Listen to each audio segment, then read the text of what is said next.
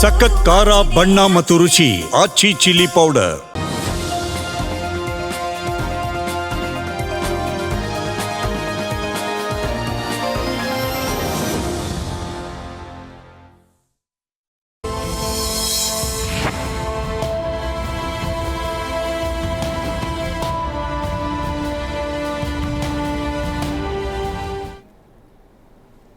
ನಮಸ್ಕಾರ. ಮೆಗಾ ಸುದ್ದಿ ವಿಶೇಷ ಕಾರ್ಯಕ್ರಮಕ್ಕೆ ಸ್ವಾಗತ. ನಾನು ಹೇಮಕುಮಾರ್. ಕಳೆದ ಕೆಲವು ದಿನಗಳಿಂದ ಒಂದು ದೊಡ್ಡ ಮಟ್ಟದಲ್ಲಿ ಚರ್ಚೆ ಆಗ್ತಾ ಇತ್ತು, ಮೊಟ್ಟೆ ತಿಂದರೆ ಕ್ಯಾನ್ಸರ್ ಬರುತ್ತೆ ಅಂತೇಳಿ. ಅದಾದ ಬೆನ್ನಲ್ಲೇ ಮತ್ತೊಂದು ಆಘಾತಕಾರಿ ವರದಿ ಅಂತ ಹೇಳಿದ್ರೆ ಅದು ಪಾರಿವಾಳ ಸಾಕಿದ್ರೆ ಮತ್ತೆ ಆರೋಗ್ಯ ಸಮಸ್ಯೆ ಆಗುತ್ತೆ, ಶ್ವಾಸಕೋಶಕ್ಕೆ ಸಂಬಂಧಪಟ್ಟಂತೆ ಕಾಯಿಲೆಗಳು ಹರಡುತ್ತೆ ಅನ್ನುವಂಥ ವಿಚಾರ ದೊಡ್ಡ ಮಟ್ಟದಲ್ಲಿ ಚರ್ಚೆ ಆಗ್ತಾ ಇದೆ.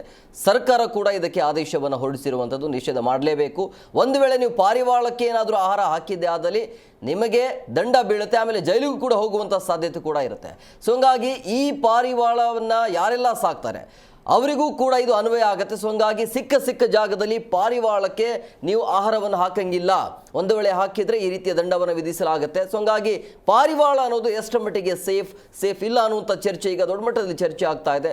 ಸೊ ಯಾವ ಆರೋಗ್ಯ ಸಮಸ್ಯೆ ಎದುರಾಗುತ್ತೆ, ಇದನ್ನು ಸರಿ ಮಾಡೋದು ಹೇಗೆ, ಜೊತೆಗೆ ಸರ್ಕಾರ ಹೊರಡಿಸಿರುವಂಥ ನಿಯಮ ಏನು, ಎಲ್ಲದರ ಬಗ್ಗೆ ಚರ್ಚೆ ಮಾಡ್ತಿದೆ. ಇವತ್ತಿನ ವಿಶೇಷ ಪಾರಿವಾಳ ಡೇಂಜರ್.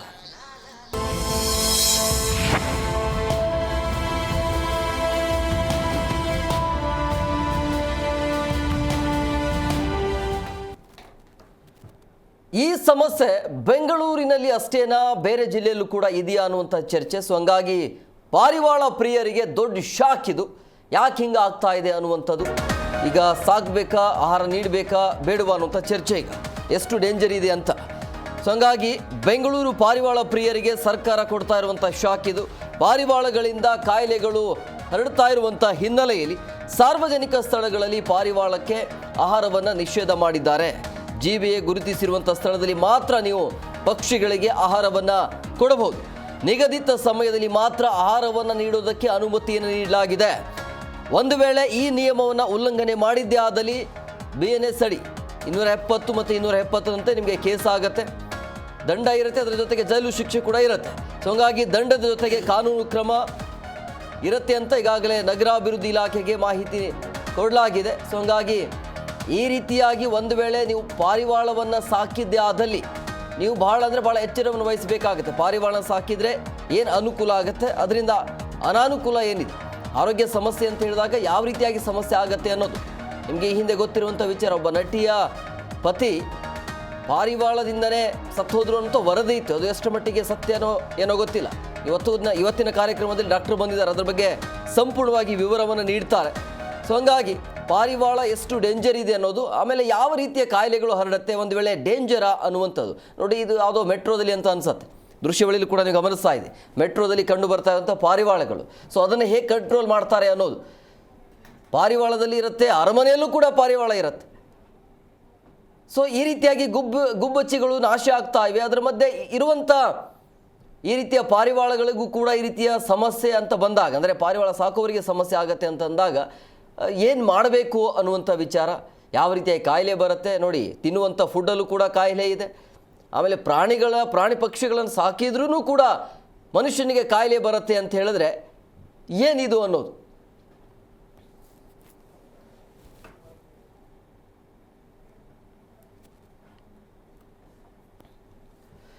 ಈ ಬಗ್ಗೆ ಮಾತನಾಡೋದಕ್ಕೆ ಅತಿಥಿಯವರು ಜಾಯ್ನ್ ಆಗಿದ್ದಾರೆ. ನಾನು ಅವ್ರನ್ನ ಕಾರ್ಯಕ್ರಮಕ್ಕೆ ವೆಲ್ಕಮ್ ಮಾಡ್ತೀನಿ. ಮೊದಲನೇದಾಗಿ ಪ್ರಾಣಿ ಪ್ರಿಯರಾಗಿರುವಂಥ ಅರುಣ್ ಕುಮಾರ್ ಅವರು, ಸರ್ ಕಾರ್ಯಕ್ರಮಕ್ಕೆ ಆತ್ಮೀಯವಾದಂಥ ಸ್ವಾಗತ. ಹಾಗೆಯೇ ಶ್ವಾಸಕೋಶ ತಜ್ಞರಾಗಿರುವಂಥ ಡಾಕ್ಟರ್ ಮಂಜುನಾಥ್ ಅವರು, ಸರ್ ಕಾರ್ಯಕ್ರಮಕ್ಕೆ ಆತ್ಮೀಯವಾದಂಥ ಸ್ವಾಗತ.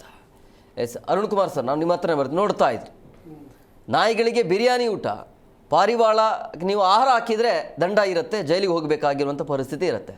ಏನು ಹೇಳ್ತೀರಿ ಈ ಒಂದು ಸರ್ಕಾರದ ಆದೇಶದ ಬಗ್ಗೆ?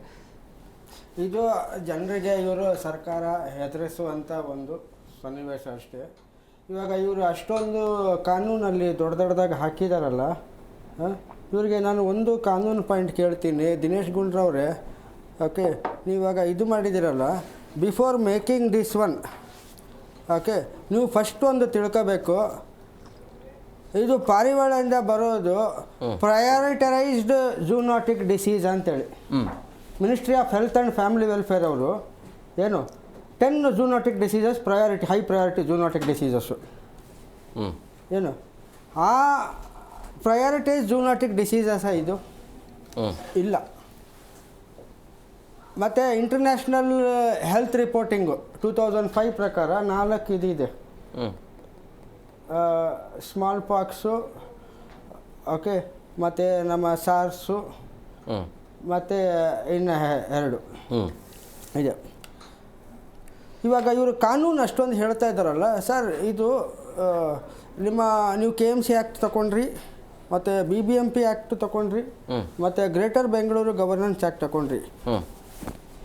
ನೀವು KMC ಆ್ಯಕ್ಟ್ ತಗೊಂಡ್ರೆ ಸೆಕ್ಷನ್ 59 ಸಬ್ಸೆಕ್ಷನ್ 11 ಅಡಿಯಲ್ಲಿ ಏನು ಪ್ರಾಣಿಗಳಿಗೆಲ್ಲ ಎಲ್ಲ ಪ್ರಾಣಿ ಪಕ್ಷಿಗಳು ಎಲ್ಲದಕ್ಕೂ ಆಸ್ಪತ್ರೆಗಳು ಮಾಡಬೇಕಂತಿದೆ. ಇದುವರೆಗೂ 50 ವರ್ಷ ಆದ್ರೂ ಯಾವುದೂ ಮಾಡಿಲ್ಲ ರೀ.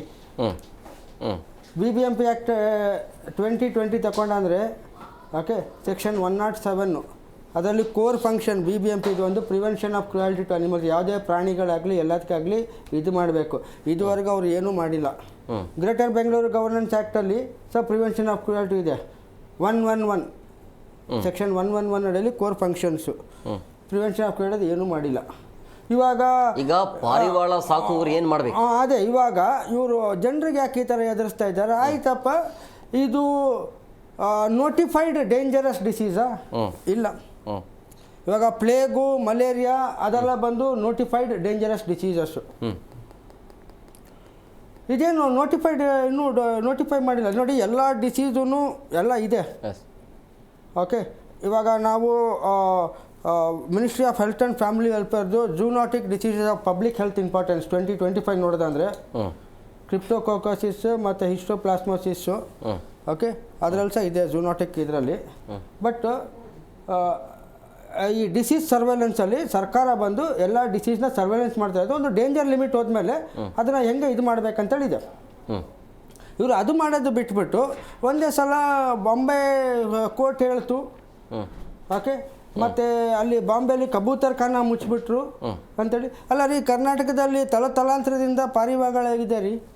ನಮ್ಮ ಮಸೀದಿಗಳಲ್ಲಿದೆ, ದರ್ಗಾಗಳಲ್ಲಿದೆ, ಅರಮನೆಗಳಲ್ಲಿ ನೀವು ಹೇಳ್ದಂಗೆ ಅರಮನೆಗಳಲ್ಲಿದೆ, ನಮ್ಮ ಮನೆ ಹತ್ರನೇ ಸಿಕ್ಕಾಪಟ್ಟೆ ಇದೆ. ಯಾರಿಗೂ ಏನು ಅಂತ ಏನು ರೋಗಗಳು ಬಂದಿಲ್ಲ. ಕೆಲವು ರೋಗಗಳಿದೆ ಒಪ್ಕೊಳ್ತೀನಿ, ಬಟ್ ಅದು ಡೇಂಜರ್ ಲಿಮಿಟಲ್ಲಿ ಇಲ್ಲ. ಏಡ್ಸು ಇದೆ, HIV ಪಾಸಿಟಿವ್ ಇದೆ, ಏಡ್ಸು ಇದೆ. ಬಟ್ ಒಂದು ಟೈಮಲ್ಲಿ ಏಡ್ಸ್ ಬಂದು ತುಂಬ ಡೇಂಜರಸ್ ಆಗಿತ್ತು. ಇವಾಗ ಏನಿಲ್ಲ, ನಾನು ಕೊರೋನಾ ವೈರಸ್ಸು ಒಬ್ಬೊಬ್ಬರಿಗೆ ಬರ್ತದೆ ಹೋಗ್ತದೆ, ಹೆದರ್ಕೊಳ್ಳುವಂಥ ಒಂದು ಸನ್ನಿವೇಶ ಇಲ್ಲ. ಸರ್ಕಾರ ಯಾಕೆ ಯಾವುದೇ ಪೀಕ್ ಲೆವೆಲ್ಗೆ ಹೋಗಲ್ಲ ಅಂತ ಹೇಳ್ತಾ ಇದೆ. ಹೌದು, ಸರ್ಕಾರ ಯಾವಾಗ ಡೇಂಜರ್ ಡಿಸೀಸ್ ಸರ್ವೆಲೆನ್ಸ್ ಪೋರ್ಟಲ್ ಇದೆ ರೀ, ಅದರಲ್ಲಿ ಎಲ್ಲ ಡಿಸೀಸ್ ಸರ್ವೆಲೆನ್ಸು ನೋಡ್ತಾ ಇದ್ದಾರೆ. ಡೇಂಜರ್ ಲಿಮಿಟ್ ಆದಾಗ ಮಾತ್ರ ಇವರು ಇದು ಮುನ್ನೆಚ್ಚರಿಕೆ ಇದು ತಗೊಳ್ತಾರೆ.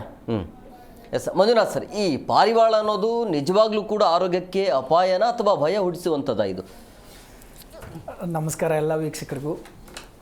ಈಗ ಸರ್ ಹೇಳ್ತಾ ಇದ್ರು ನೋಟಿಫೈಯಬಲ್ ಡಿಸೀಸಸ್ ಇಲ್ಲ ಅಂತ.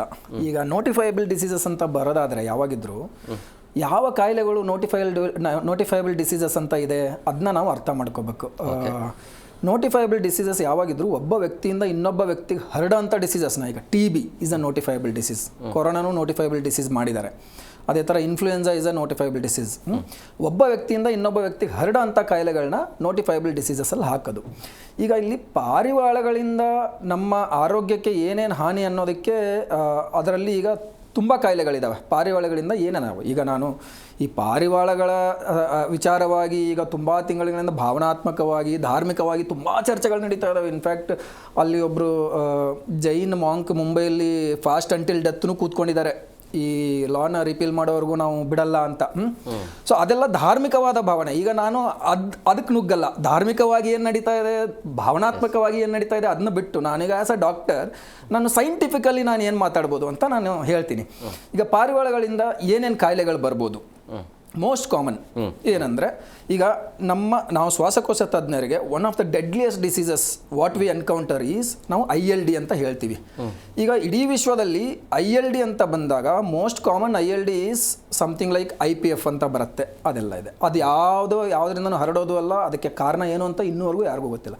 ಆದರೆ ಭಾರತದ ವಿಚಾರವಾಗಿ ಬಂದರೆ ILDಯಲ್ಲಿ most common ILD is hypersensitivity pneumonitis ಅಂತ ಹೇಳ್ತೀವಿ. ಈಗ ನಾವು ಈ ಹೈಪರ್ ಸೆನ್ಸಿಟಿವಿಟಿ ನ್ಯೂಮೋನೈಟಿಸ್ ಅಂದರೆ ಏನು, ಇದು ಯಾಕೆ ಬರುತ್ತೆ, ಯಾರಿಗೆ ಬರುತ್ತೆ ಅನ್ನೋದು ಇಂಪಾರ್ಟೆಂಟ್ ವಿಚಾರ.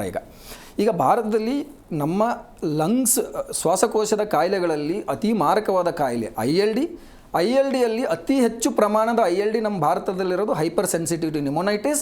When it comes to hyper sensitivity pneumonitis, the cause is exposure. ಯಾವುದಕ್ಕೆ ಎಕ್ಸ್ಪೋಜರ್? ಪಕ್ಷಿಗಳಿಗೆ, ಪ್ರಾಣಿಗಳಿಗೆ, ಫಂಗಲ್ ಮೋಲ್ಡ್ಸು ಅಥವಾ ಇನ್ನೊಂದು ಸ್ವಲ್ಪ ಲೋ ಮೊಲಿಕ್ಯೂಲ್ ಕೆಮಿಕಲ್ಸ್ ಇರ್ತವೆ ಇದರಲ್ಲಿ.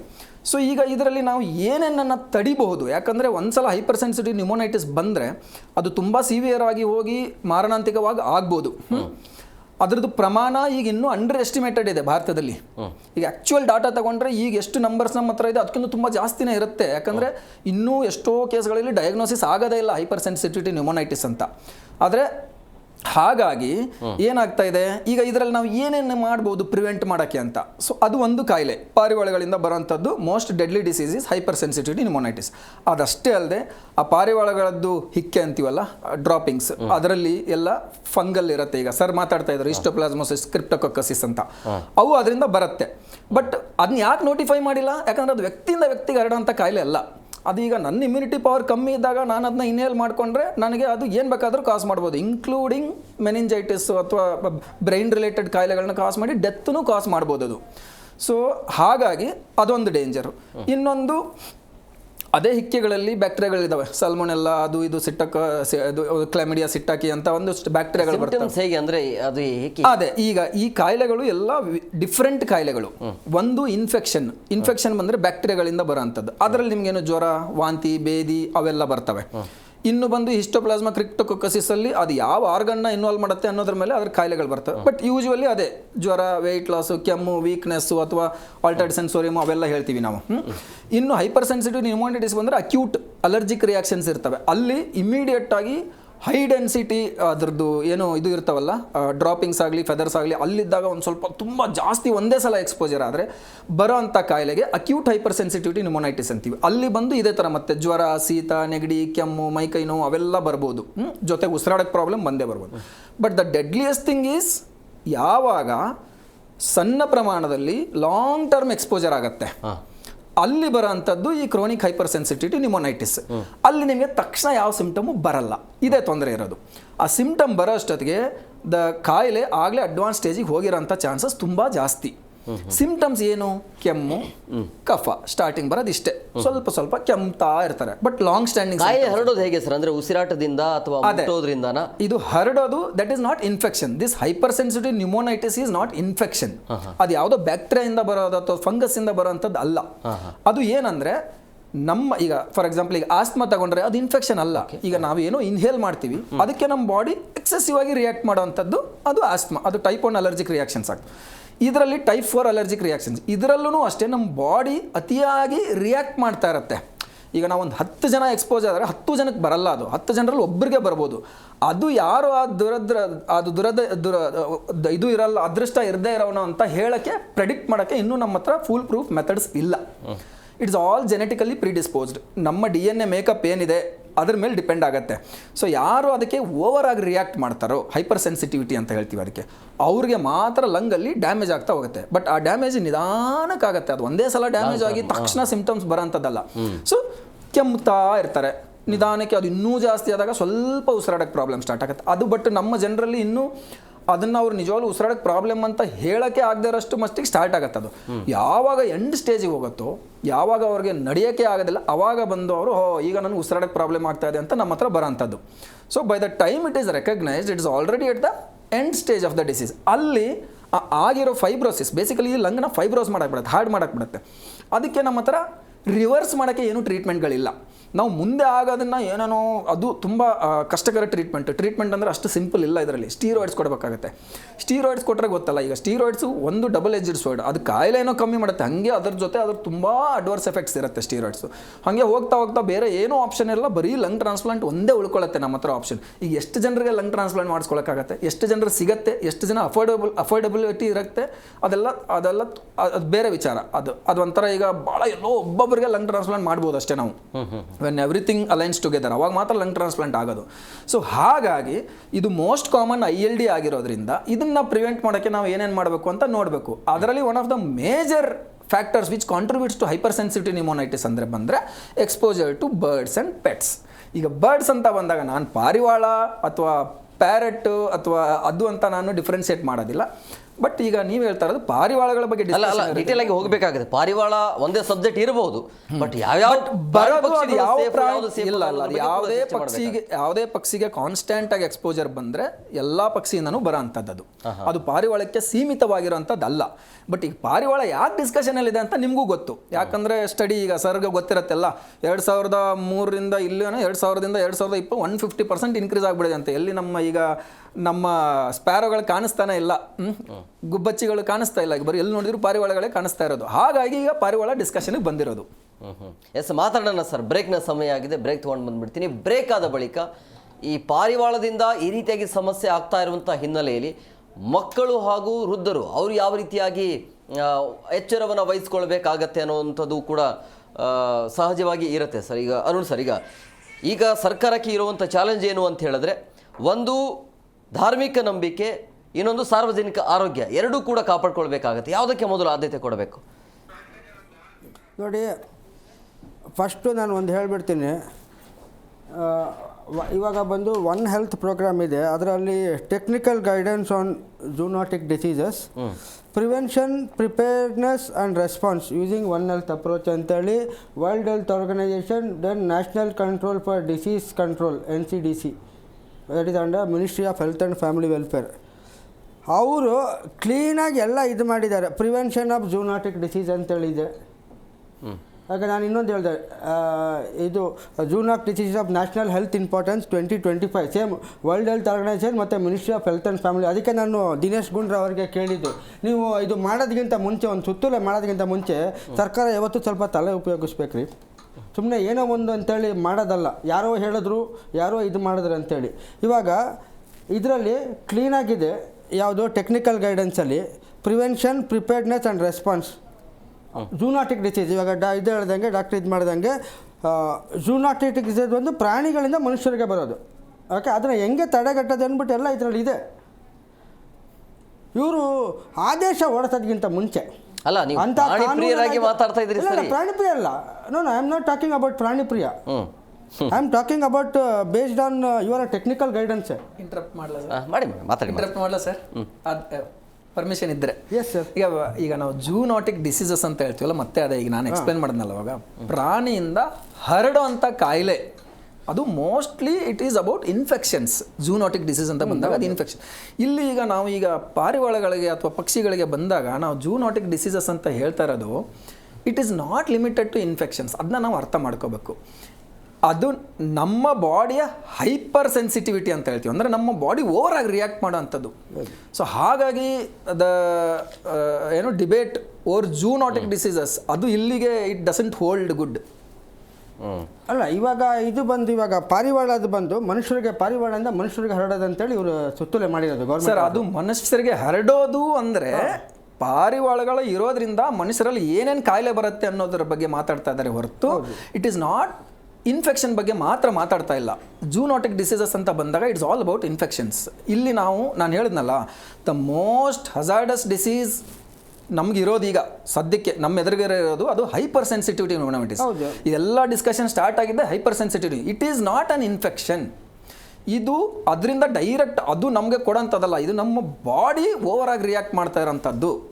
Very good, very good. ನೋಡಿ, ಇದು point to be noted. Thank you ಡಾಕ್ಟ್ರೆ, ಇದೊಂದು ಇದು ಮಾಡಿದ್ರು. ಇವಾಗ ಡಾಕ್ಟ್ರ್ ಏನು ಹೇಳಿದ್ರು, ನಮ್ಮ ಬಾಡಿಯ ಒಂದು ಇಮ್ಯುನಿಟಿ ಅಬರೆಂಟ್ ಇಮ್ಯುನಿಟಿ ಅಂತೀವಿ. ಈಗ ನಾವು ಅದನ್ನ ಹೇಳಿದ್ನಲ್ಲ, ನಾವು 10 ಜನ ಎಕ್ಸ್ಪೋಸ್ ಆದರೆ 10 ಜನರಿಗೆ ಬರಲ್ಲ. ಹೌದು, ಅದು ಯಾರಿಗೆ ಬರುತ್ತೆ ಅಂತ ಪ್ರೆಡಿಕ್ಟ್ ಮಾಡೋಕ್ಕೆ ನಮ್ಮ ಹತ್ರ ಇನ್ನೂವರೆಗೂ ಯಾವುದೇ ಯಾವುದೇ ಒಂದು ಫಿಕ್ಸ್ಡ್ ಕ್ರೈಟೀರಿಯಾಸ್ ಇಲ್ಲ. There are no test to identify ಈ ಮನುಷ್ಯನಿಗೆ ಇದರಿಂದ ಕಾಯಿಲೆ ಬರುತ್ತೆ ಅಂತ ಹೇಳಕ್ ಆಗಲ್ಲ. It is all about our genetic makeup.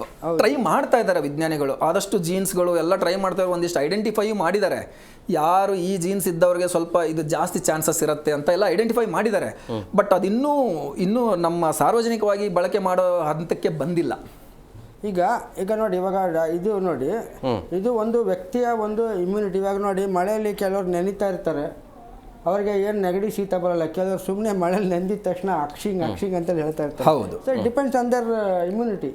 ಇವಾಗ ನಾನು ತಪ್ಪು ತಿಳ್ಕೊಬೇಡಿ, ಇವಾಗ ಕೆಲವು ಸ್ಲಮ್ಗಳಲ್ಲಿ ಅಲ್ಲಿ ಅಂಥ ಒಂದು ಅನ್ಹೈಜಿನಿಕ್ ಕಂಡೀಷನ್ಸ್ ಇರುತ್ತೆ. ಅಲ್ಲಿ ಅವ್ರಿಗೇನು ಇನ್ಫೆಕ್ಷನ್ ಆಗಲ್ಲ ರೀ. ಕೊರೋನಾ ಬಂದಾಗ ಸ್ಲಮ್ಗಳಲ್ಲಿ ಯಾರು ಸತ್ತಿರೋದು ನೋಡಿದ್ದೀರಾ? ಇಲ್ಲ, ತುಂಬ ವೆರಿ ರೇರ್. ಎಲ್ಲ ಒಳ್ಳೆ ಐಶೋ ಆರಾಮಲ್ಲಿ ಇರೋರಿಗೆ ಇನ್ಫೆಕ್ಷನ್ ಆಗಿದ್ದು. ಇದು ಡಾಕ್ಟ್ರ್ ಹೇಳ್ದಂಗೆ ಇಮ್ಯುನಿಟಿ, ಒಬ್ಬೊಬ್ಬರದು immunity is very very important. ಅದೇ ಬಿಸಿ ರಕ್ತ ಅಂತಾರಲ್ಲ, ಯೌವನ ಪ್ರಾಯದಲ್ಲಿ ಕಲ್ಲು ತಿಂದರೂ ಜೀರ್ಣ ಆಗುತ್ತೆ ಅಂತ ಹೇಳ್ತಾರೆ, ಒಂದು ಗಾದೆ ಇದೆ. ಯಾಕಂದರೆ ಆವಾಗ ನಮ್ಮದು ತಾಕತ್ತು ತುಂಬ ಜಾಸ್ತಿ ಇರುತ್ತೆ. ಇವಾಗ ನಾನು ಸರ್ಕಾರಕ್ಕೆ ಇಷ್ಟೇ ಕೇಳೋದು, ನೀವು ಇಂಥ ಒಂದು ಆದೇಶ ಹೊಡಿಸಿ ಕ್ರಿಮಿನಲ್ ಕೇಸ್ ಮಾಡ್ತೀವಿ, ಅದು ಮಾಡ್ತೀವಿ, ಇದು ಮಾಡ್ತೀವಿ ಅಂತೇಳಿ ಇದು ಮಾಡೋದಕ್ಕಿಂತ ಮುಂಚೆ ಸರ್ಕಾರನೇ ಫಸ್ಟು ಅವ್ರದ್ದು ministry of health and family welfare ಮತ್ತು NCDCಯಲ್ಲಿ ಎಲ್ಲ ಅವ್ರು ನೋಡ್ಕೊಂಡು ಒಂದು ಅದ್ರ ಪ್ರಕಾರ ಇದು ಮಾಡಿ. ಇವಾಗೂ ನಾನು ಬಾಂಬೆ ಹೈಕೋರ್ಟಲ್ಲೂ ಇದು ಮಾಡಿದಾಗ ಪಾರಿವಾಳದ್ದು ಓಕೆ, ನಾನು ಒಂದು ಹೇಳಲಿಕ್ಕೆ ಇದು ಪಡ್ತೇನೆ. ಫಸ್ಟು ಬಂದು ministry of health and family welfare, that is the main governing body of all health aspects. ಅವ್ರನ್ನ ಒಂದ್ಸಲ ಕನ್ಸಲ್ಟ್ ಮಾಡಿ ಅವ್ರದ್ದೊಂದು ಇದು ಮಾಡ್ಕೊಂಡು ಮಾಡಿ ಅಂದರೆ ಇವ್ರು ಹೇಳಿದ್ರು ಅವ್ರು ಹೇಳಿದ್ರು ನೀವು ಆಹಾರ ಹಾಕ್ಬೇಡಿ, ಅದಕ್ಕೆ ಅಂದ್ಬಿಟ್ಟು ನಾಳೆ ದಿನ ಅದು ಟಾಯ್ಲೆಟ್ ಮಾಡಿದ್ರೆ ಇದಾಗುತ್ತೆ, ಅದರಲ್ಲಿ ಊಟ ತಿನ್ಸೋದು ನಿಲ್ಲಿಸ್ಬಿಡೋದ? ಮಾತಾಡೋಣ. ಮಂಜುನಾಥ್ ಸರ್, ಈಗ ಪ್ರಮುಖವಾಗಿ ಪಾರಿವಾಳ ಒಂದೇ ಡಿಬೇಟ್ ಇರ್ಬೋದು, ಇವತ್ತಿನ ಚರ್ಚಾ ಕಾರ್ಯಕ್ರಮದಲ್ಲಿ ಆ ಒಂದು ಪಾಯಿಂಟನ್ನು ನಾವು ತೆಗೆದುಕೊಂಡಿರ್ಬೋದು. ಬಟ್ ಈಗ ಪ್ರಾಣಿ ಪ್ರಿಯರ ಒಂದು ಯಕ್ಷ ಪ್ರಶ್ನೆ ಏನು ಅಂತಂದರೆ, ಆರೋಗ್ಯದ ದೃಷ್ಟಿಯಿಂದ ಅಥವಾ ಆರೋಗ್ಯ ಕೆಡಿಸುವಂಥ ಪ್ರಾಣಿ ಪಕ್ಷಿಗಳು ಯಾವುವು, ಅದನ್ನು ಪಟ್ಟಿ ಮಾಡ್ತಾ ಹೋಗೋಣ. ಯಾವುದು ಡೇಂಜರ್, ಯಾವುದು ಸೇಫ್. ಪ್ರಮುಖವಾಗಿ ಈಗ ಬೆಕ್ಕನ್ನು ಸಾಕ್ತಾರೆ, ನಾಯಿನೂ ಸಾಕ್ತಾರೆ. ಇದು ಎಷ್ಟು ಮಟ್ಟಿಗೆ ಡೇಂಜರಾ ಅಥವಾ ಡೇಂಜರ್ ಇದೆಯಾ ಇಲ್ವಾ? ಯಾಕಂದರೆ ಪಾರಿವಾಳ ಅಂತ ಬಂದಾಗ ನೀವು ಹೇಳಿದೆ, ಪಾರಿವಾಳವನ್ನೇ ಯಾಕೆ ತೆಗೆದುಕೊಂಡಿರಬಹುದು ಅಂತ. ಯಾಕೆ ತೆಗೆದುಕೊಂಡಿರಬಹುದು? ಈಗ ನೀವು ಕೇಳಿರೋಂಥ ಪ್ರಶ್ನೆಗೆ ಉತ್ತರ ಏನಂದರೆ, ಎಲ್ಲ ಸಂತುಲನ ಇರ್ಬೇಕು ಸರ್.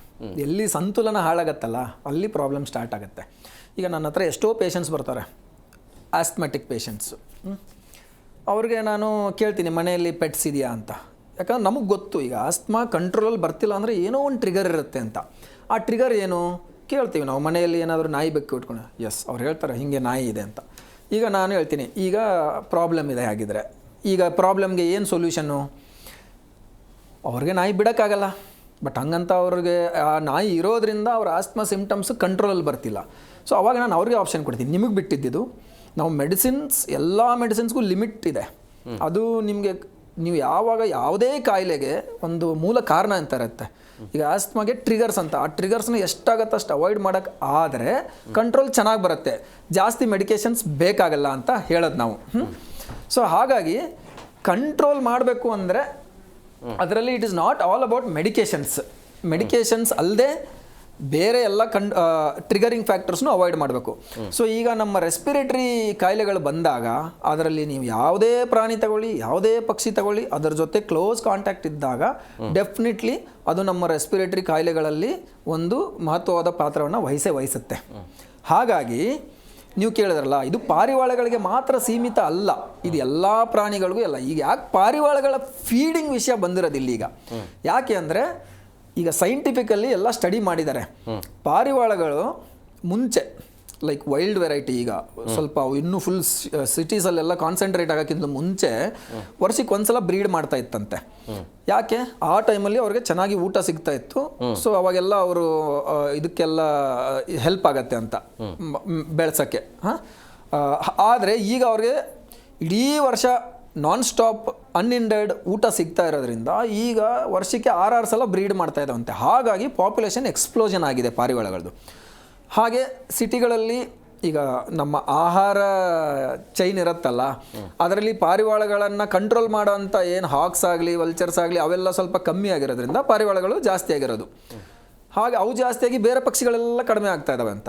ಸೊ ಹಾಗಾಗಿ ಈಗ ಪಾರಿವಾಳಕ್ಕೆ ಫೀಡಿಂಗ್ ವಿಷಯ ಬಂದಿರೋದು ಇಲ್ಲಿ ಮಾತ್ರ. ಬಟ್ ಹಾಗಂತ ಬರೀ ಪಾರಿವಾಳಗಳಿಂದ ಮಾತ್ರ ನಮಗೆ ತೊಂದರೆ ಆಗುತ್ತೆ ಅಂತ ಏನಿಲ್ಲ. ಯಾವುದೇ ಪ್ರಾಣಿ ಆಗಲಿ, ಯಾವುದೇ ಪಕ್ಷಿ ಆಗಲಿ, ಅವ್ರ ಜೊತೆ ನಿಕಟವಾದ ಸಂಪರ್ಕ ಬಂದರೆ, ಒಂದು ಅಕ್ಯೂಟ್ ಸರ್ಜ್ ಅಂತ ತುಂಬ ಜಾಸ್ತಿ ಆಂಟಿಜೆನ್ಸ್ಗೆ ಎಕ್ಸ್ಪೋಸ್ ಆದರೆ, ಅಥವಾ ಲಾಂಗ್ ಸ್ಟ್ಯಾಂಡಿಂಗ್ ಸ್ವಲ್ಪ ಮಟ್ಟಿಗೆ ಎಕ್ಸ್ಪೋಸ್ ಆದರೆ, ಯಾವುದೇ ಆದರೆ ಅಲ್ಲಿ ಪ್ರಾಬ್ಲಮ್ ಕ್ರಿಯೇಟ್ ಆಗ್ಬೋದು. ಆ ಪ್ರಾಬ್ಲಮ್ ಅನ್ನೋದೇ ನಮ್ಮ ಹೈಪರ್ ಸೆನ್ಸಿಟಿವಿಟಿ ನಿಮೋನೈಟಿಸ್. ಸೊ ಇದು ಪಾರಿವಾಳಕ್ಕೆ ಸೀಮಿತ ಆಗಲ್ಲ. ಇದು ಫಸ್ಟ್ ಕ್ವಶನ್ ನಿಮ್ದು ಆನ್ಸರ್ಗೆ. ಇದಕ್ಕೆ ನಿಮ್ಮ ಯಾಕೆ ಬರೀ ಪಾರಿವಾಳದ ಮೇಲೆ ಬರ್ತಾ ಇದೆ ಅಂದರೆ ಅದಕ್ಕೆ ಎಕ್ಸ್ಪ್ಲನೇಷನ್ ಇದೆ. ಅದನ್ನೇ ಕೇಳಿದೆ. ಈಗ ಕೆಲವರು ಬೆಕ್ಕು ಸಾಕ್ತಾರೆ, ಕೆಲವರು ನಾಯಿ ಸಾಕ್ತಾರೆ. ಸೊ ಹಂಗಾಗಿ ಅವರು ಸೇಫಾ ಅಥವಾ ಇವರು ಪಾರಿವಾಳ ಸಾಕೋರು ಸೇಫ್ ಅಲ್ವಾ ಅನ್ನುವಂಥ ಸಸೆಪ್ಟೇಬಲ್ ಇದ್ದವ್ರಿಗೆ ಬೆಕ್ಕು, ನಾಯಿ, ಪಾರಿವಾಳ ಯಾವುದೂ ಸೇಫ್ ಇಲ್ಲ. ಯಾರಿಗೆ ಈವನ್ ನಾವು ಬೆಕ್ಕು ನಾಯಿಗಳಿಂದನೂ ತುಂಬ ರೆಸ್ಪಿರೇಟರಿ ಇಶ್ಯೂಸನ್ನ ಸಫರ್ ಮಾಡ್ತಾ ಇರೋರ್ನು ನೋಡ್ತಾ ಇದೀವಿ. ಸಫರ್ ಮಾಡ್ತಾ ಕೆಲವೊಬ್ಬರು ಆಯ್ತು ಅವ್ರ ಫ್ರೆಂಡ್ಸ್ಗೋ ಫ್ಯಾಮಿಲೀಸ್ಗೆ ಟ್ರಾನ್ಸ್ಫರು ಮಾಡ್ತಾರೆ. ಕೆಲವೊಬ್ಬರು ಇಲ್ಲಪ್ಪ ನನಗೆ ಇದನ್ನ ಬಿಟ್ಟು ಇರೋಕ್ಕಾಗಲ್ಲ, ನನ್ನ ಹೆಲ್ತ್ ಹೆಂಗಾದರೂ ಆಗಲಿ ಅಂತ ಇಟ್ಕೊಳ್ಳೋರು ಇದ್ದಾರೆ. ನಾನು ಯಾವ್ದು ಸರಿ ಯಾವ್ದು ತಪ್ಪು ಅಂತ ಮಾತಾಡ್ತಿಲ್ಲ. ಬಟ್ ನೀವು ಸೈಂಟಿಫಿಕಲಿ ಯೋಚನೆ ಮಾಡಿದ್ರೆ ಎಲ್ಲ ಪಕ್ಷಿಗಳಿಂದ ಬರೋವಂಥದ್ದು, ಎಲ್ಲ ಪ್ರಾಣಿಗಳಿಂದ ಬರ್ಬೋದಾದಂಥದ್ದು. ನಿಕಟವಾದ ಸಂಪರ್ಕ ಭಾಳ ಇಂಪಾರ್ಟೆಂಟ್. ಎಸ್, ಮಾತಾಡೋಣ ಸರ್. ಮತ್ತೊಬ್ಬರು ಗೆಸ್ಟ್ ಜಾಯ್ನ್ ಆಗಿದ್ದಾರೆ, ನಾನು ಕಾರ್ಯಕ್ರಮಕ್ಕೆ ವೆಲ್ಕಮ್ ಮಾಡಿಬಿಡ್ತೀನಿ. ಮನಃಶಾಸ್ತ್ರಜ್ಞರಾಗಿರುವಂಥ ಮನ್ವಿತಾ ಮಾಸುಗೌಡ ಅವರು. ಮೇಡಮ್ ಅವರ ಕಾರ್ಯಕ್ರಮಕ್ಕೆ ಆತ್ಮೀಯವಾದಂಥ ಸ್ವಾಗತ. ಮೇಡಮ್, ನಿಮ್ಮ ಹತ್ರನೇ ಬರ್ತೀನಿ. ನೀವು ನೋಡ್ತಾ ಇದ್ರಿ ಈಗ ಈ ರೀತಿ ಪಾರಿವಾಳವನ್ನು ಸಾಕೋದಾದರೆ ಈ ರೀತಿ ಆರೋಗ್ಯ ಸಮಸ್ಯೆ ಆಗುತ್ತೆ. ಒಂದು ವೇಳೆ ನೀವು ಪಬ್ಲಿಕ್ಕಲ್ಲಿ ಆಹಾರ ಹಾಕಿದರೆ ದಂಡ ವಿಧಿಸಲಾಗುತ್ತೆ, ಜೈಲು ಶಿಕ್ಷೆ ಕೂಡ ಇರುತ್ತೆ ಅನ್ನೋದು. ಸೊ ಪ್ರಾಣಿ ಪ್ರಿಯರಿಗೆ ಎಷ್ಟು ಎಫೆಕ್ಟ್ ಆಗುತ್ತೆ ಇದು, ಅಥವಾ ಏನು ಹೇಳ್ತೀರಿ ಈ ಸರ್ಕಾರದ ಆದೇಶದ ಬಗ್ಗೆ? ದಿಢೀರಾಗಿ ಸಡನ್ನಾಗಿ ಈ ಥರ ಆದೇಶ ಮಾಡಿದ್ರೆ ಕಷ್ಟ ಆಗುತ್ತೆ. ಬಿಕಾಸ್ ಕೆಲವೊಂದು ಕಡೆ ಫೀಡಿಂಗ್ ಝೋನ್ ಅಂತ ಓಪನ್ ಆಗಿರುತ್ತೆ, ಅಲ್ಲಿ ಪ್ರಾಣಿಗಳಿಗೆ ಪಕ್ಷಿಗಳಿಗೆ ಫೀಡ್ ಮಾಡ್ತಿರ್ತಾರೆ. ಸಡನ್ನಾಗಿ ಸ್ಟಾಪ್ ಮಾಡಿ ಅಂತಂದರೆ ಅದು ಸ್ವಲ್ಪ ಕಷ್ಟ, ಆ್ಯನಿಮಲ್ ಆ್ಯಕ್ಟಿವಿಸ್ಟ್ಗೆ ಕಷ್ಟ. ಮತ್ತು ಇನ್ನು ಕೆಲವರು ಸೈಕಾಲಜಿಸ್ಟ್ ಆಗಿರೋದ್ರಿಂದ ಹೇಳ್ತಾ ಇದ್ದೀನಿ, ಅವ್ರಿಗೇನೋ ಸಮಸ್ಯೆ ಇರುತ್ತೆ. ಆ ಸಮಸ್ಯೆಯಿಂದ ಹೊರಗೆ ಬರಬೇಕು ಅಂತಲೇ ಪ್ರಾಣಿಗಳ ಜೊತೆ ಪಕ್ಷಿಗಳ ಜೊತೆ ಒಡನಾಟ ಬೆಳೆಸ್ಕೊಬೇಕಿರುತ್ತೆ. ಅದು ಇಟ್ಸ್ ಅ ಥೆರಪಿ. ಆ ಥೆರಪಿಗೋಸ್ಕರ ಅಲ್ಲಿ ಹೋಗಿರ್ತಾರೆ. ಇದೆಲ್ಲ ಸ್ವಲ್ಪ ಟೈಮ್ ತೊಗೊಂಡು ಕ್ರಮೇಣ ಆರ್ಡರ್ಸ್ನ ಪಾಸ್ ಮಾಡಬೇಕು. ಸಡನ್ನಾಗಿ ಮಾಡಿದ್ರೆ ಸ್ವಲ್ಪ ಕಷ್ಟ ಒಂದು. ಮತ್ತು ನನ್ನಲ್ಲೂ ಒಂದು ಪ್ರಶ್ನೆ ಇದೆ, ಇವಾಗ ಸಡನ್ನಾಗಿ ಫೀಡಿಂಗ್ ಝೋನ್ಸ್ನ ಸ್ಟಾಪ್ ಮಾಡಿ ಮೇನ್ ಸೆಂಟರ್ಸಲ್ಲಿ ಎಲ್ಲಿ ಜನರ ಜಾಸ್ತಿ ಇರ್ತಾರೋ ಅಲ್ಲಿ ಸ್ಟಾಪ್ ಮಾಡಿ ಅಂತ ಹೇಳ್ತಾರೆ. ಬಟ್ ಅವು ಪಾರಿವಾಳಗಳು ಮತ್ತೆ ಬೇರೆ ಕಡೆ ಹೋಗುತ್ತೆ ಅಲ್ವಾ, ಅದ್ರದ್ದು ನಿಯರೆಸ್ಟ್ ಫೀಡಿಂಗ್ ಝೋನಿಗೆ ಹೋಗುತ್ತೆ, ಮತ್ತೆ ಅಲ್ಲೂ ಸ್ಟಾಪ್ ಮಾಡ್ತೀರಾ, ಅಲ್ಲಿಂದ ನೆಕ್ಸ್ಟ್ ನಿಯರೆಸ್ಟ್, ಹೀಗೆ ಒಂದಿನ ಎಲ್ಲೂ ಫೀಡಿಂಗ್ ಇಲ್ಲ ಮಾಡಬಾರ್ದು ಅಂತ. ಒಂದ್ ಕಡೆ ಅಂತೂ ಗೂಡ್ ಮಾಡ್ಲಿಕ್ಕೆ ಆಗೋದಿಲ್ಲ ಅಂತ ನೀವು ಹೇಳ್ತಾ ಇದ್ದೀರಿ. ಅಲ್ಲ, ಒಂದ್ ಕಡೆ ಫೀಡಿಂಗ್ನ ನೀವು ಸ್ಟಾಪ್ ಮಾಡಿದ್ದೀರಾ ಅಂತಂದ್ರೆ ಅದಕ್ಕೆ ಆಹಾರ ಬೇಕಲ್ಲ, ರೂಢಿ ಆಗೋಗಿದೆ. ಸೊ ಅದ್ರ ನೆಕ್ಸ್ಟ್ ಹತ್ರ ಎಲ್ಲಿರುತ್ತೋ ಅಲ್ಲಿಗೆ ಹೋಗುತ್ತೆ, ಅಲ್ಲಿ ಜನರು ಊಟ ಹಾಕ್ತಿರ್ತಾರೆ, ಏನೋ ಒಂದು ಕೊಡ್ತಿರ್ತಾರೆ, ಮತ್ತೆ ಅಲ್ಲಿ ಗುಂಪಾಗುತ್ತೆ. ಮತ್ತೆ ಇದೆ ಡಾಕ್ಟರ್ ಹೇಳ್ದಂಗೆ ಅದೇ ಥರ ಪ್ರಾಬ್ಲಮ್ ಅಲ್ಲಿ ಬರುತ್ತೆ. Government next A zone ban ಆಯಿತು, ಬಿ ಝೋನ್ ಬ್ಯಾನ್ ಆಯಿತು, ಹಾಗೆ ಹಿಂದೆ ಹೋಗ್ತಾ ಹೋಗ್ತಾ ಹೋಗ್ತಾ ಒಂದಿನ ಎಲ್ಲೂ ಫೀಡಿಂಗ್ ಝೋನ್ ಇಲ್ದಿರ ಹಾಗಾಗುತ್ತೆ. ಅದು I think that is also ecological imbalance. But it is ಒಂದು ರೆಸ್ಪಿರೇಟರಿ ಇಶ್ಯೂಸ್ ಬರೋದು ಅದು ನಿಜಾನೇ. ಎಲ್ಲೋ ಒಂದು ಮಧ್ಯದಲ್ಲಿ ಒಂದು ಬ್ಯಾಲೆನ್ಸ್ನ ಸ್ಟ್ರೈಕ್ ಮಾಡಬೇಕು. ಈ ಥರ ಒಂದೇ ಸಲಿಗೆ ಬ್ಯಾನ್ ಮಾಡುವಂಥದ್ದು ಇಟ್ ಈಸ್ ನಾಟ್ ರೈಟ್ ಅಂತ ಅನಿಸುತ್ತೆ. ಕ್ರಮೇಣ ಕಡಿಮೆ ಮಾಡ್ತಾ ಮಾಡ್ತಾ ನೆಕ್ಸ್ಟು ದೂರ ಅಥವಾ ಸೇಫರ್ ಫೀಡಿಂಗ್ ಝೋನ್ಸ್ ಕಡೆ ಯೋಚನೆ ಮಾಡಬಹುದಿತ್ತು. ಮೊದಲು ಬೆಳಗ್ಗೆ ಎದ್ದ ತಕ್ಷಣ ಗುಬ್ಬಚ್ಚಿಯ ಸೌಂಡ್ ಕೇಳ್ತಾ ಇದೀವಿ, ಗುಬ್ಬಚ್ಚಿ ಅಂತ ಇಲ್ವೇ ಇಲ್ಲ. ಈಗಿರೋದು ಪಾರಿವಾಳ ಅಷ್ಟೇ, ಅದು ಕೂಡ ನಶಿಸಿ ಹೋಗ್ತಾ ಇದೆ ಈಗ. ಮತ್ತೆ ಅದನ್ನು ಬ್ಯಾನ್ ಮಾಡಬೇಕು ಅಂತ ಹೇಳಿದಾಗ ಹೇಗೆ ಮುಂದಿನ ಜೀವನ ಹೇಗೆ ಅನ್ನುವಂಥ ಪ್ರಶ್ನೆ ಸಹಜವಾಗಿ ಹುಟ್ಕೊಳ್ಳುತ್ತೆ. ಹೌದು ಸರ್, ನಮ್ಮ ಏರಿಯಾನಲ್ಲೂ ಒಬ್ರು ಇದ್ದಾರೆ, ಅವರು ಬರೀ ಗಿಳಿಗಳಿಗೆ ಆಹಾರ ಕೊಡ್ತಾರೆ. ಅಲ್ಲಿ ಪಾರಿವಾಳನೂ ಬರುತ್ತೆ, ಇನ್ನೊಂದು ಪಕ್ಷಿನೂ ಬರುತ್ತೆ, ಎಲ್ಲವಕ್ಕೂ ಒಂದು ಆಹಾರ ಸಿಗೋವಂತಹ ಜಾಗ ಅದು. ಆ ಜಾಗ ಹೋಯ್ತು ಅಂತಂದರೆ ಅದು ಹೇಳಿದ್ನಲ್ಲ, ಈಕೊಲಾಜಿಕಲ್ ಇಂಬ್ಯಾಲೆನ್ಸ್ ಆಗುತ್ತೆ. ಅವು ಹುಳುಗಳನ್ನು ತಿಂತವೆ, ಮತ್ತು ಸುತ್ತಲೂ ಮುತ್ತಲೂ ಅದೇ ಮರದಲ್ಲಿ ಅಥವಾ ಸುತ್ತ ಇರೋವಂತಹ ಜಾಗದಲ್ಲಿ ಇರೋವಂತಹ ಸಣ್ಣ ಸಣ್ಣ ಕೀಟಗಳು ಅದನ್ನೆಲ್ಲ ತಿಂದು ಕ್ಲೀನ್ ಇರುತ್ತೆ. ಇವಾಗ ಇಟ್ ಈಸ್ ಡಿಫಿಕಲ್ಟ್ ಸರ್. ಆಮೇಲೆ ಒಂದು ದಿನ ಅದೇ ಹೇಳಿದ್ದು, ಬೆಂಗಳೂರಲ್ಲಿ ಗುಬ್ಬಚ್ಚಿಯ ಒಂದು ಸುಮಧುರವಾದಂಥ ಶಬ್ದ ಅಥವಾ ಗುಬ್ಬಚ್ಚಿ ಇತ್ತು ಅಂತ ಇಲ್ಲಿ ಬರ್ತಾ ಇತ್ತು ಅಂತ ಹೇಳೋ ಒಂದು ಕಾಲ ಬಂದುಬಿಡುತ್ತೇನೋ ಅಂತ. ಹೀಗೆ ಒಂದು ಗ್ರೀನ್ ಝೋನ್ ಅಂತ ಬೇಕು ಸರ್, ನಾಯಿಗಳಿಗಾಗಲಿ ಅಥವಾ ಬೇರೆ ಪಕ್ಷಿಗಳಿಗಾಗಲಿ. ಈ ಗ್ರೀನ್ ಝೋನ್ನ ತೆಗಿತಾ ಇದ್ರೆ ಕಾಂಕ್ರೀಟ್ ಜಂಗಲ್ ಅನ್ನೋದು ನಿಜ ಆಗ್ಬಿಡುತ್ತೇನೋ. ಅರುಣ್ ಕುಮಾರ್ ಸರ್, ಈಗ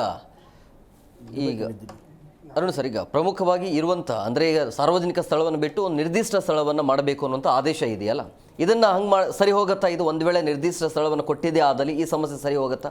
ನೀವು ಒಳ್ಳೆ ಪ್ರಶ್ನೆ ಕೇಳಿದ್ರೆ ನಾನು ಕಾನೂನು ನೋಡ್ತಾ ಇದ್ದೆ ನೋಡಿ. ಇದು ಇವಾಗ ಡೆಸಿಗ್ನೇಟೆಡ್ ಫೀಡಿಂಗ್ ಸ್ಪಾಟ್ ಅಂತ ನೀವು ಹೇಳಿದ್ರಲ್ಲ, ನಾನು ಕಾನೂನದೇ ಮಾತು ಹೇಳ್ತೇನೆ.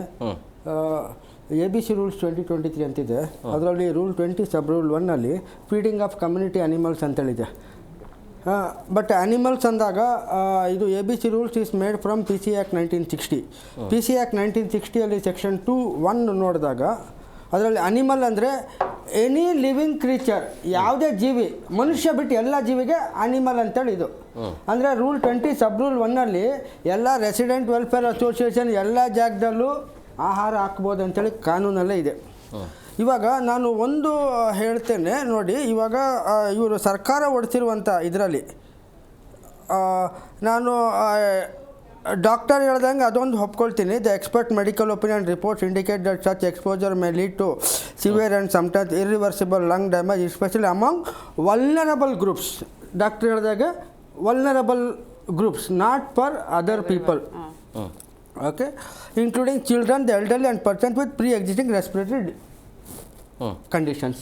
ಡಾಕ್ಟರ್ ಅದೇ ಹೇಳಿದ್ರು, ಪ್ರೀ ಎಕ್ಸಿಸ್ಟಿಂಗ್ ಲಂಗ್ಸ್ ಏನಾರು ಇದ್ದು ವಲ್ನರಬಲ್ ಇದ್ದಂದರೆ ಅಂಥವ್ರಿಗೆ ಇದು ಬರುತ್ತೆ, ಇದೇನು ಇದು ಬರೋದಲ್ಲ.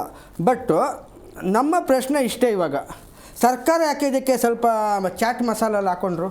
ಅದೇ ಚಾಟ್ ಮಸಾಲ ಏನಂದರೆ ಪಬ್ಲಿಕ್ ನ್ಯೂಸೆನ್ಸ್ ಸೆಕ್ಷನ್ 270 ಮತ್ತು ನೆಗ್ಲಿಜೆನ್ಸ್ 271. ಇದು ಮಸಾಲ ಎಲ್ಲ ಯಾಕೆ ಹಾಕಬೇಕು ದಿನೇಶ್ ಗುಂಡ್ರಾವ್ ಅವರೇ? ಇದು ಸರಿನಾ ನೀವು ಮಾಡಿದ್ದು? ನೀವು ಮಾಡೋದಕ್ಕಿಂತ ಮುಂಚೆ ಒಂಚೂರು ಕಾನೂನು ತಿಳ್ಕೋಬೇಕು. ಏನು ABC rule 21 sub rule 1 okay, legal to feed animals ಅಂತಿದೆ. PC ಆ್ಯಕ್ಟ್ 1960 ಸೆಕ್ಷನ್ 2(1) ನೋಡೋದಾದ್ರೆ ಅನಿಮಲ್ಸ್ ಅಂದರೆ all living creatures except human beings ಅಂತಿದೆ. ಇಲ್ಲಿ ನೀವು ನ್ಯೂಸಿಯನ್ಸು, ನೆಗ್ಲಿಜೆಂಟ್ ಆ್ಯಕ್ಟು ಮತ್ತು 272 ಅಲ್ಲಿ infections and diseases dangerous to life. ಆಯಿತು, ನೀವು ಒಂದು ಸುತ್ತಿಲೆ ಮಾಡಿ ministry of health and family welfare ಯಾವುದು ಡೇಂಜರಸ್ ಡಿಸೀಸ್ ಅಂತೇಳಿ ನೋಟಿಫೈ ಮಾಡಿಲ್ಲ ರೀ. ಇನ್ನೂವರೆಗೂ ಡೇಂಜರ್ ಡಿಸೀಸ್ ಯಾರು? Plague, malaria, chicken pox, dengue, okay, corona ಅಂಥದ್ದೇ ಡೇಂಜರಸ್ ಡಿಸೀಸ್ ಅಂತೇಳಿ ಇದು ಮಾಡಿರೋದು. ಇವಾಗ ಇವರು ಡೇಂಜರಸ್, ನಾನು ಲೀಗಲ್ ಪಾಯಿಂಟಲ್ಲಿ ಮಾತಾಡ್ತಿರೋದು. ಆಯಿತು, ಡೇಂಜರಸ್ ಡಿಸೀಸ್ ಇದು ಮಾಡ್ಕೊಂಡು ಕೇಳಿದೆ ಅಂತ ಹೇಳಿದ್ರೆ ಈಗ ಪಾರಿವಾಳ ಕೇಳಿದವರು ನಾಳೆ ಬೆಕ್ಕುಗೂ ನಾಯಿಗೂ ಕೂಡ ಇದೇ ನಿಯಮ ತರಬಹುದಲ್ವಾ ಅಂತ ನಾನು ಹೇಳ್ತಾ ಇಲ್ಲ. ಹೌದು ನೋಡಿ,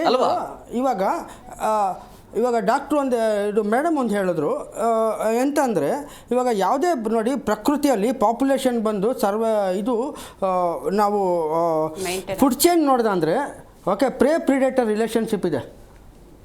ಬೆಕ್ಕನ್ನ ತೆಗೆದಂದ್ರೆ ಇಲಿಗಳು ಜಾಸ್ತಿ ಆಗುತ್ತೆ.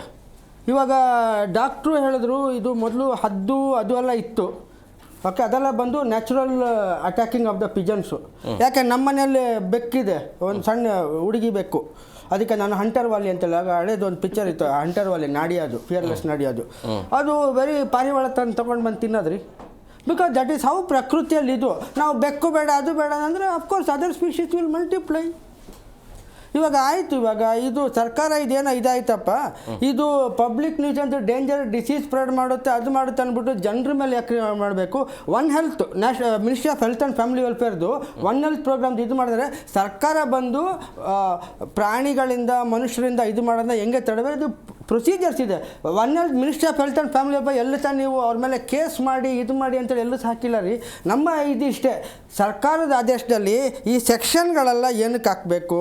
ಮತ್ತು ಇನ್ನೊಂದು ಏನು ಹೇಳಿದ್ದಾರೆ, ಡೆಸಿಗ್ನೇಟೆಡ್ ಇದ್ರಲ್ಲಿ ಮಾಡಬೇಕು, ಅದು ಜವಾಬ್ದಾರಿ ಬಂದು ಏನು ಆ NGOಗಳು ಇಲ್ಲ ಅಲ್ಲಿ ಹಾಕೋರೇ ತಗೋಬೇಕಂತ. ಅವಾಗ ಸರ್ಕಾರ ಏನು ನಾವು ಟ್ಯಾಕ್ಸ್ ಕಟ್ತಾ ಇರೋದು, ಸಾಲಿಡ್ ವೇಸ್ಟ್ ಮ್ಯಾನೇಜ್ಮೆಂಟ್ ಸೆಸ್ ಬೇರೆ ತೊಗೊಂಡ್ರಿ, ಏನು ಇವ್ರ ಜಾಬ್ಗೇನ್ರಿ?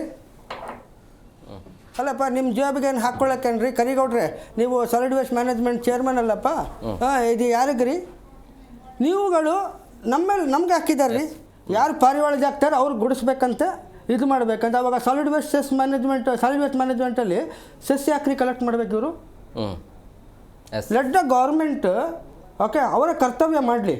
ಇವಾಗ ಡಾಕ್ಟ್ರೇ ಹೇಳ್ದಂಗೆ ಏನು ಓಕೆ, ಯಾರು ವಲ್ನರಬಲ್ ಗ್ರೂಪ್ ಇದ್ದಾರೆ ಅವರು they have to take some precaution. ಈ ವಲ್ನರಬಿಲಿಟಿ ಬೇರೆ ಬೇರೆ ಕಾಯಿಲೆಗೂ ಇರುತ್ತೆ, ಹಾಗಂತ ಇಡೀ ಬೆಂಗಳೂರನ್ನ ಖಾಲಿ ಮಾಡ್ಬಿಡ್ತೀರಾ? ಇವಾಗ ನೋಡಿ, ಕೆಲವರು ಆಸ್ಮಾ ಇದ್ದವ್ರು ಬೆಂಗಳೂರಿಗೆ ಬರಬಾರ್ದು ಅಂದ್ಬಿಟ್ಟು ಹವಾಮಾನನೇ ಬದಲಿ ಮಾಡ್ಬಿಡ್ತೀರಾ? ಅದಾಗಲ್ವಲ್ಲ, ಮನುಷ್ಯನ ಪವರ್ ಅಲ್ಲಿ ಇಲ್ಲ. ಹಾಗಂತ ಪ್ರಾಣಿ ಪಕ್ಷಿಗಳನ್ನ ಇಲ್ಲಿಂದ ದೂಡಿದ್ರೆ ಇದೆಷ್ಟು ಸರಿ? ಯಾವುದು ಸೇಫ್ ಅನ್ನೋದು ಪ್ರಶ್ನೆ. ಈಗ ತಿನ್ನುವಂತ ಆಹಾರ ಸರಿ, ಕುಡಿಯುವಂತ ನೀರು ಸರಿ ಇಲ್ಲ, ಸಾಕುವಂತ ಪ್ರಾಣಿ ಪಕ್ಷಿಗಳೇ ಸರಿ ಇಲ್ಲ. ನೋಡಿ, ನಾನು ಡಾಕ್ಟರ್ಗೆ ನಾನು ಸಲಾಮ್ ಹೇಳ್ತೇನೆ, because he had given one such A beautiful thing that he said food ಕೂಡ ಡೇಂಜರ್. ಯಾರಿಗೆ ಹೇಗೆ ಫುಡ್ ಅಲ್ಲಿ ಕಬಾಬ್ ಅಂತ ವಿಚಾರ ಅಂತ ಬಂದಾಗ, ಗೋಬಿ ವಿಚಾರ ಅಂತ ಬಂದಾಗ ಅಲ್ಲಿ ಏನ್ ಮಿಶ್ರಣ ಮಾಡ್ತಾರಲ್ಲ ಎಲ್ಲವೂ ಡೇಂಜರ್ ಅಂತ ಹೇಳಿದಾಗ ಒಬ್ಬ ಮನುಷ್ಯ ಇದ್ದವನು ಆರೋಗ್ಯವಾಗಿ ಹೇಗಿರಬೇಕು ಅಂತೇಳಿ ಡಾಕ್ಟರ್ ಹೇಳಿ.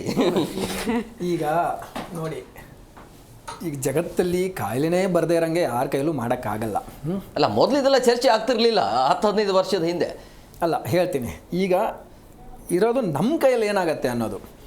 Plus when it comes to madam ಹೇಳ್ತಾ ಇದ್ರು ಕ್ಯಾಟ್ ಡಾಗ್ ಅವನ್ನ ಸಾಕ್ತಾ ಇರೋಂಗೆ ಇಲ್ಲ, that is your personal choice. We are not talking about personal choice. The government is trying to regulate the public behaviour. ನಿಮ್ಮ ಮನೆಯಲ್ಲಿ ನೀವು ಏನು ಮಾಡ್ತಾ ಇದ್ದೀರಿ ಅಂತ ಹೇಳ್ತಿಲ್ಲ ಅವರು.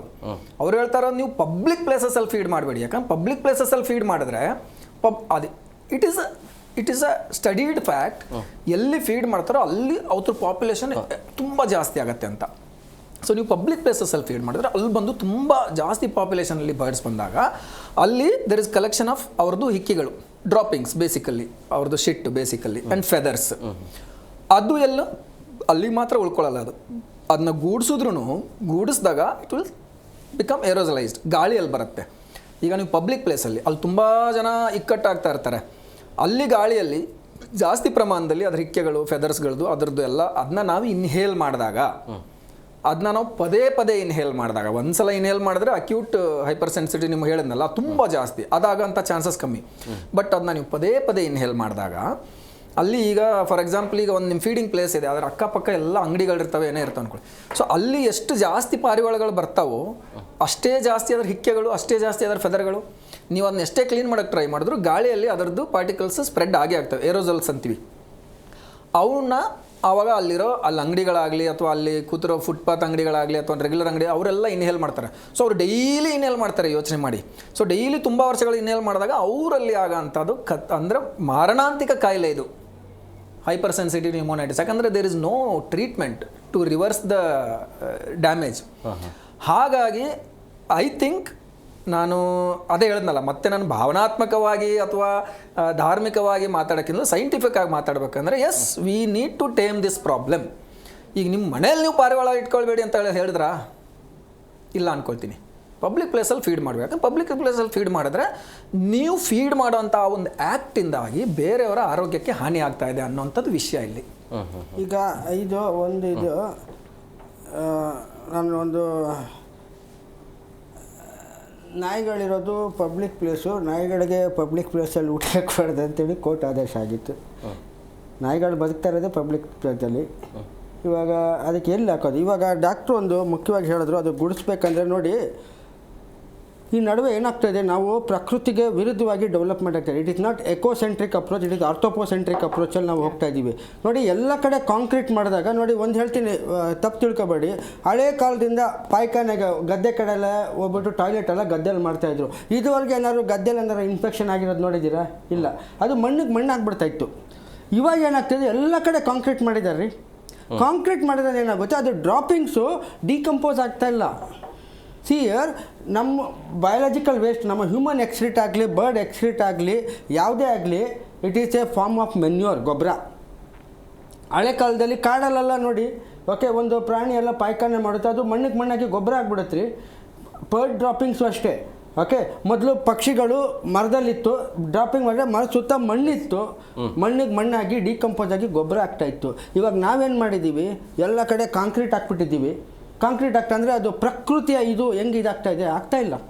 ಸೊ ಅದರಿಂದ ಏನಾಗ್ತಾ ಇದೆ, ನಾವು what doctor said is even when you sweep also you are not allowing the natural chemical process to take place.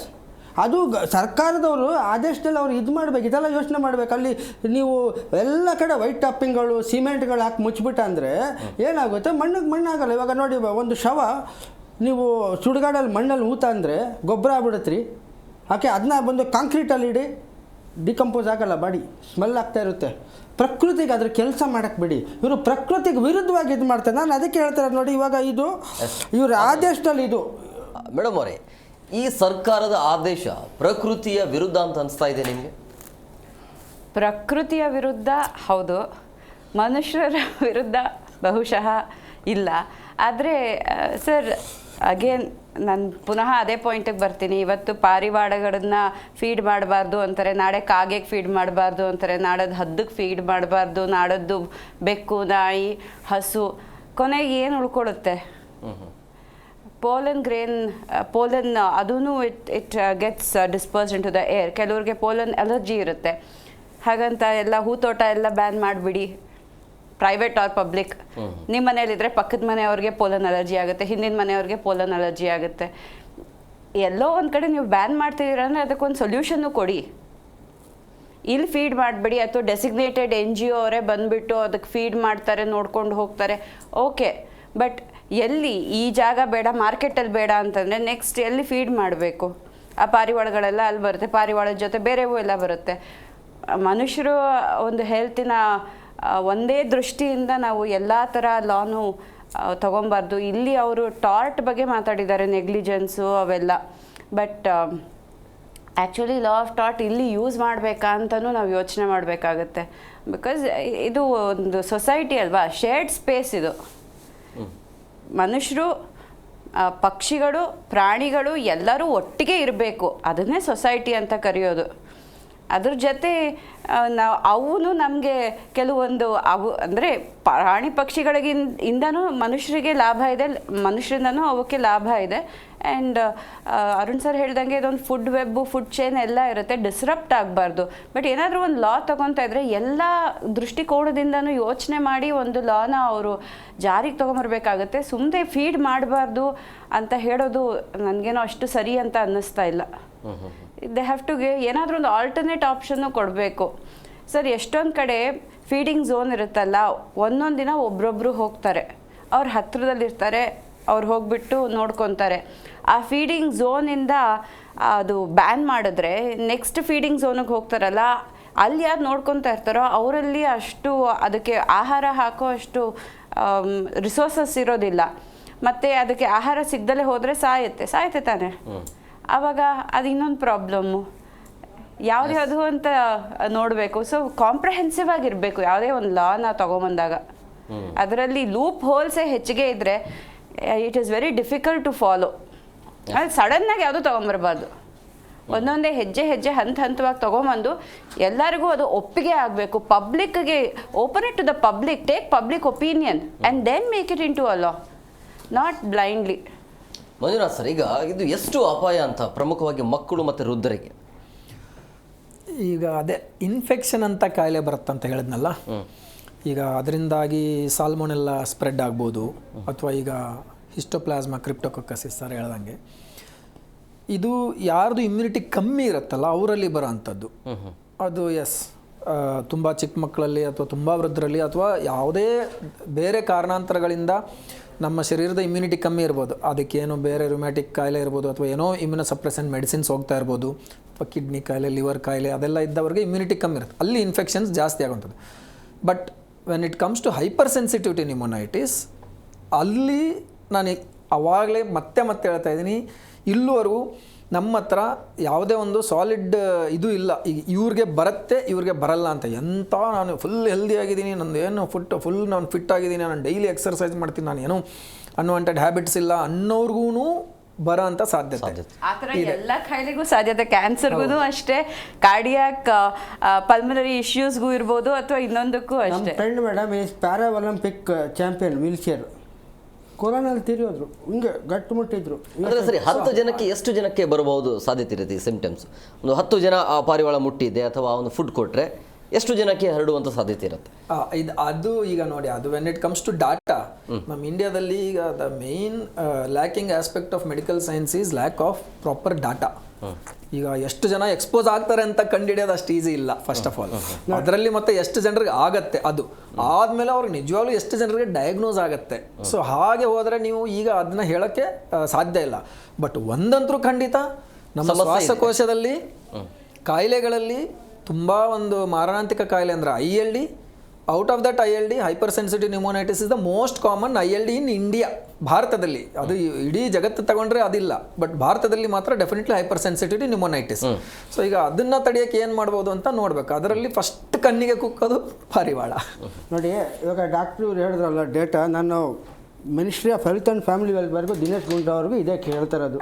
ನೋಡಿ, ಯಾವುದೇ ಡಿಸೀಸ್ ಆಗಲಿ there is disease surveillance portal, ಅದರಲ್ಲಿ ಎಲ್ಲ ಡಿಸೀಸ್ದು ಇದು ಮಾಡ್ತಾರೆ NCDCಯಲ್ಲಿ.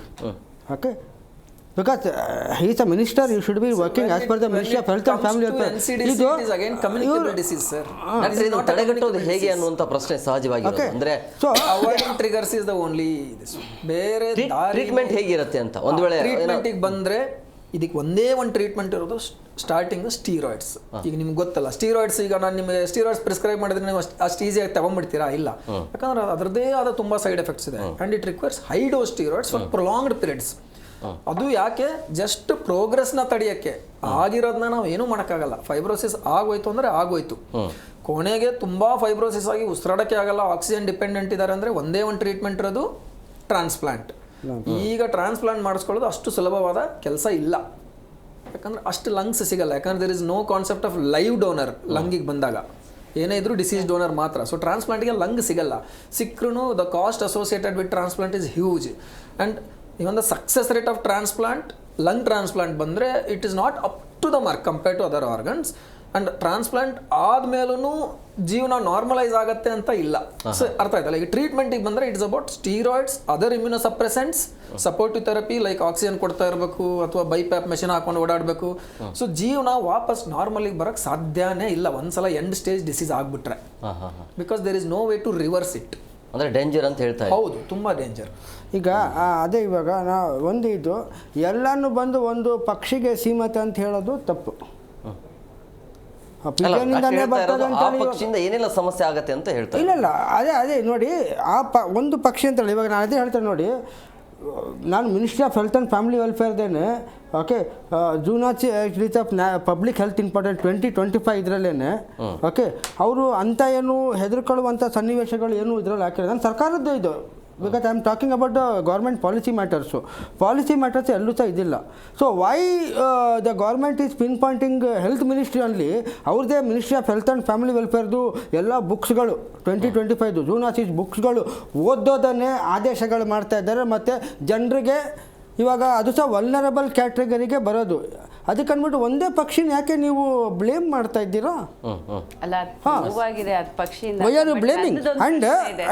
ಡಾಕ್ಟರ್ ಹೇಳಿದ್ರು ಇಂಡಿಯಾದಲ್ಲಿ this occurrence rate and infection rate is very high ಅಂತ.